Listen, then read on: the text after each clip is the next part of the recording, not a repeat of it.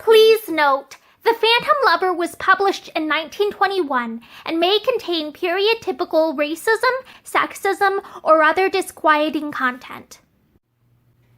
Hi, I'm Morgan, and today I will be reading from The Phantom Lover by Ruby M. Ayres. And the chapter I will be reading today is Chapter 17. Esther had spent a week indoors with a cold, and it was the longest she could ever remember. June was kindness itself, and fussed and petted and made much of her, but the days dragged. There was only one thing to live for, the post, and though the rat-tat rang through the house 3 or 4 times a day, there was never anything for Esther.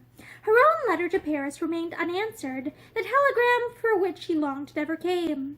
June watched her with a mixture of sympathy and impatience. What was the good of putting all one's eggs in the same basket? She asked herself crossly. What was the good of falling in love if nothing better than unhappiness ever came of it?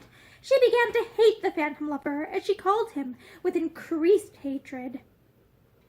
I don't think you're strong enough to go yet, you know, she said to Esther one afternoon when they were sitting together in the firelight. Write and tell Mrs. Ashton you can't come for another week, or that you can't go at all. I do wish you would. Esther shook her head. I promised to go, and I must do something. I shall be all right by Monday. Mrs. Ashton has waited long enough as it is. She looked pale and ill, June thought angrily, and put it all down to that man. Has Mr. Mellows come back from Paris yet? Esther asked suddenly. June was faintly amazed. Esther never spoke of Mickey. She answered rather dubiously that she did not know. I expect he's having such a good time that he'll stay for weeks, she added. I wish he would come back. I want him to get on with my business. Mr. Mellows, announced Lydia at the door. June scrambled to her feet with a scream of delight. Mickey, you villain! We were just talking about you. When did you come back? Why haven't you been before? What have you been doing? She dragged him over to the fire. She fussed over him and told him he was just in time for tea. Esther's been indoors a week with a cold, she explained. No, don't you get up, Esther. Mickey won't mind. She pushed Esther back amongst the sofa pillows. Poor darling, she's really been quite ill, she declared. Mickey said formally that he was sorry that she was not well, but that the weather was enough to kill anybody. He added that he had been in town since Sunday, but 4 days, and you've not been to see me? Said June. What a shame to neglect us so! I've been busy, Mickey defended himself. I expected to hear you had gone to Mrs. Ashton's, he said to Esther. She raised her eyes. No, I am going on Monday. Oh, said Mickey blankly. June had opened the door and was calling over the balusters to Lydia for hot water. And bring lots of it, she said. We're thirsty. She came back into the room. The postman's just come, she said with a nod and a smile to Esther. Lydia will bring our letters up if there are any. She turned again to Mickey. Well, truant, and what have you been doing? Having a good time? No, I have not, Mickey said decidedly. Paris is not what it used to be, or I am not, he laughed. How's the swindle? June began to answer, but stopped as Lydia came into the room. She brought a jug of hot water. June danced up to her. No letters? I thought I heard the postman. One for Miss Shepstone, Lydia said smilingly. Mickey looked across at Esther. Her whole face was transformed as she turned eagerly with outstretched hand. There was a moment of silence. Then she gave a little sigh of utter contentment.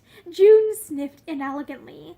Mickey looked hard into the fire. His heart was thumping. That letter ought to have been delivered yesterday, he knew. It was cursed bad luck that it should arrive while he was here.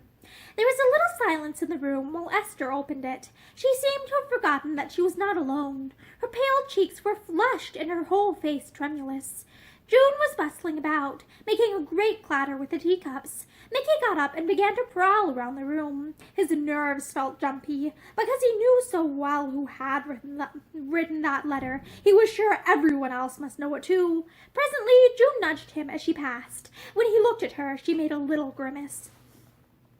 Isn't it awful?" she said in a stage whisper. Mickey smiled stiffly. "Can't I help get the tea?" he asked. "Toast some buns or something." There aren't any to toast," she told him. "Sit down and make yourself at home." "Esther," she raised her voice elaborately, "are you going to have any tea, my child?"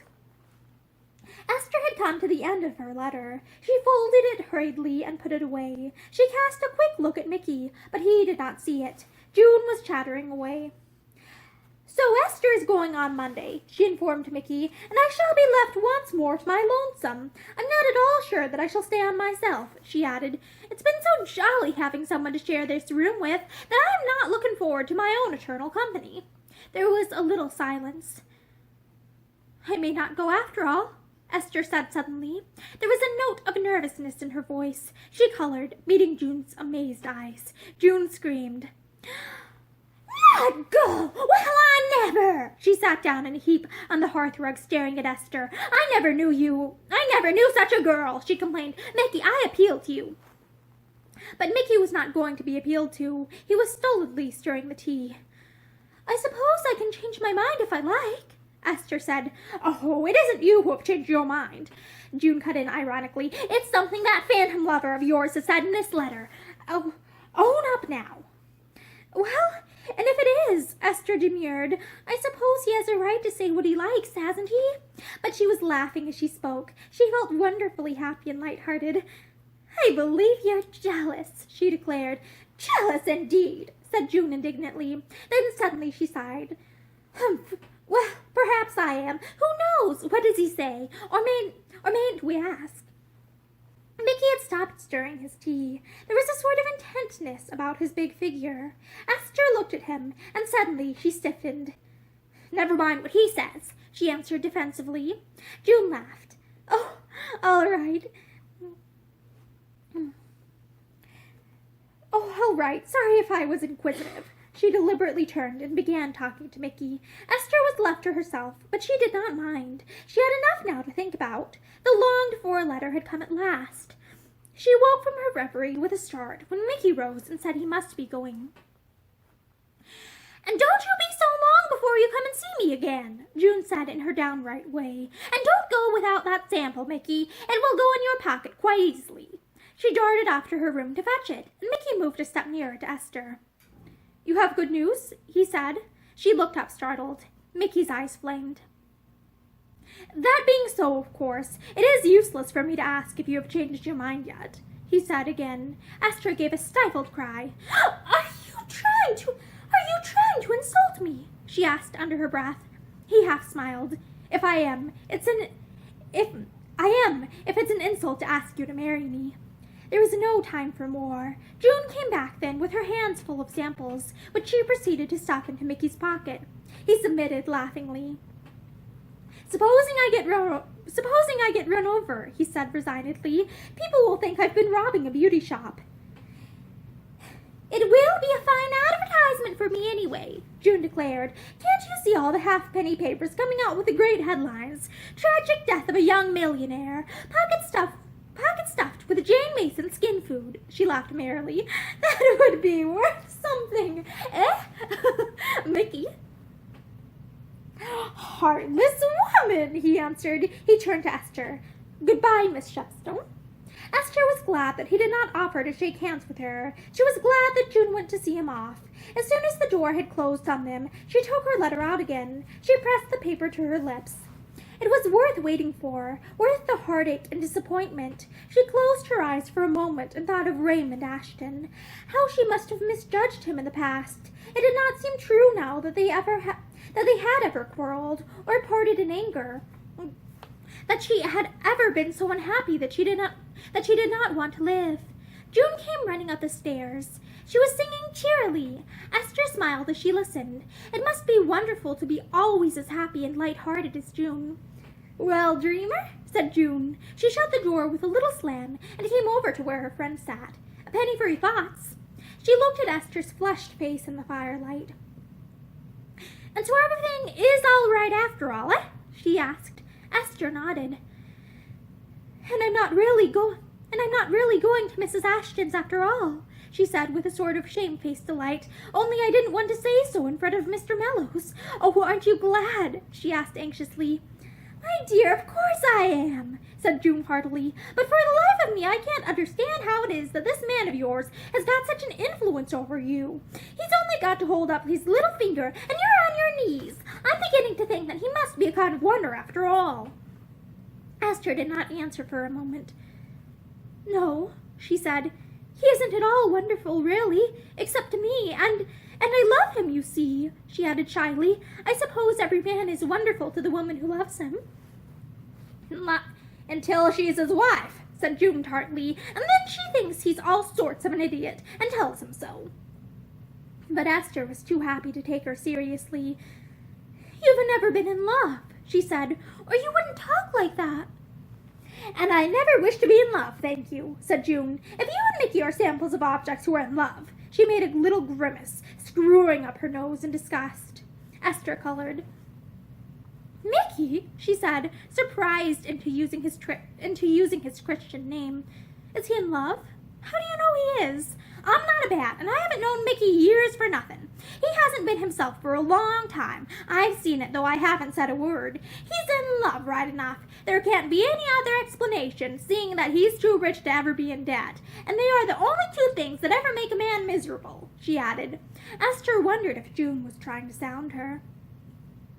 "I don't know who the wretched female is," June went on, puckering her brows. "I've tried to guess, but it's no good. There was a Miss Delland he used to go about with at one time, but I know that's all off." "Was he engaged to her?" "No, not really, but her people wanted it, and Mickey didn't mind. He'd have drifted into it sure enough if something very tremendous hadn't happened to make him change his mind. I know Mickey. He'd have slipped into matrimony as easily as he gets into a taxi, unless someone had turned him away from it." She glanced down at the letter in Esther's lap.